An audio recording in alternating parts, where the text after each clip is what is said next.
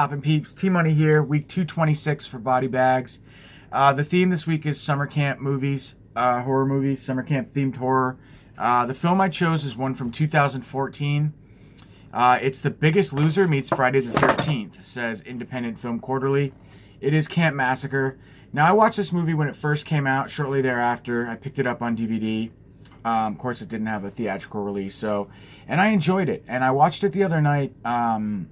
For the first time, I wanted to get kind of a refresher on it, preparing for this video. And I can't say, honestly, what I found, what I enjoyed about it the first time I watched it. It is just, there's nothing good about this movie. But before I get into the likes and the positives and the negatives, I'll just tell you that it's from 2014. It's written, directed, and starred by Jim O'Rear and Daniel Emery Taylor. Daniel Emery Taylor, I believe, being the actor in the movie. Actually, Jim O'Rear's in it as well. Low budget picture. They got Brie Olson in it.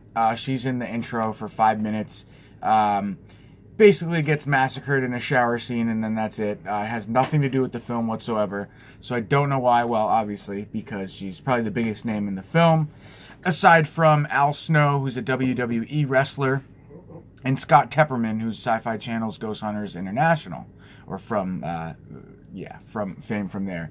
But yeah, the Brie Olson, she's in it for like 2 seconds in the beginning of the film, and she clearly steals the show on the front and back of this. I mean, she's beautiful and she's famous, so why not, I guess, but that's kind of deceiving, to say the least. But essentially what you have here is you have a group of fat, overweight dudes, slobs, who go to this camp, and they're filming a reality TV show.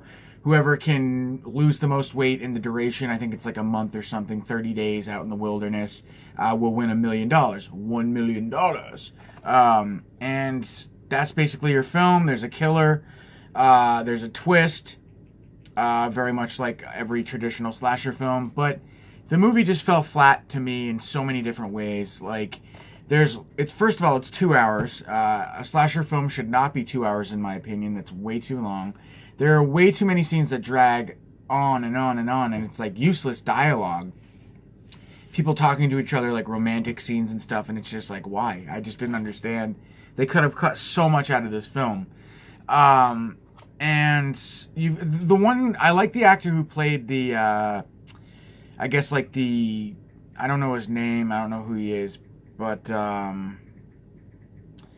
Dick Warlock is in this film as well. I didn't realize that. Probably plays the old man, but the guy, let's see, he's the guy who's running the show, kind of. He's like this crooked businessman who, I thought he was a decent actor, we'll say that. Also, I guess the performance from Dick Warlock was okay. Al Snow's performance was decent as well. It might have been Scott Tepperman, who's the guy I'm referring to. I'm not sure, though. But the kills in the film sucked. The dialogue sucked. The killer himself sucked. He had like a Kentucky Fried Chicken bucket on his head. Just running around massacring people. And it's just, for a slasher film, like, I don't know. There was an obsession with intestines for whatever reason in this film. I feel like everybody got killed the same way on screen, like sliced open, and then their pan to intestines hitting the floor. It happened like in every scene. So I don't know what was up with that, but I was hoping for something a little bit more like comical in terms of the plot. I mean, and they certainly tried to be funny, but I just felt like a lot of the jokes really fell flat. And I don't necessarily think it's the actor's fault. I think it's the writing and maybe the directing. But it just wasn't funny. The kills were bad. The story was dragged out as all hell. They've got these big names, Brie Olson, Al Snow from WWE, who are just kind of like Al Snow, the wrestler. He was like kind of hired as like an investigator or something. Not an investigator. Some sort of guy to help them along the way, the fat guys or whatever. I forget his title exactly, but he gets killed off almost immediately. And it was just like, clearly they just didn't really have much. This film didn't have much going for it. I don't really recommend it. I can't. It's just not a good film. If you want to see a bunch of fat guys get slaughtered in stupid ways, most of it being There's one scene where a guy like kind of gets driven into a stick, and that was kind of cool, and it just pans to his intestines. It wasn't a great kill. Probably my favorite though.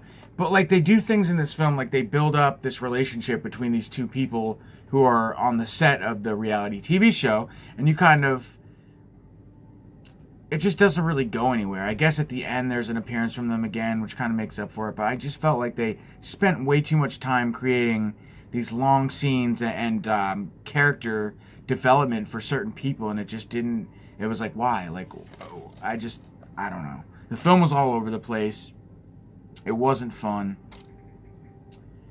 And yeah, there was really no payoff. It was very, very typical run-of-the-mill shitty indie slasher film, but it just, you know, if you're going to do a slasher movie, you've got to either have great kills, a great killer.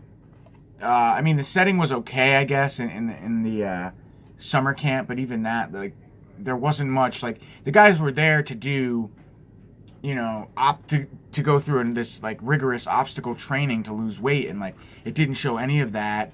And the actual characters themselves were not funny. Their jokes fell flat. So I think I'm kind of repeating myself here now, guys. Camp Massacre from 2014. I cannot in good faith recommend this movie at all.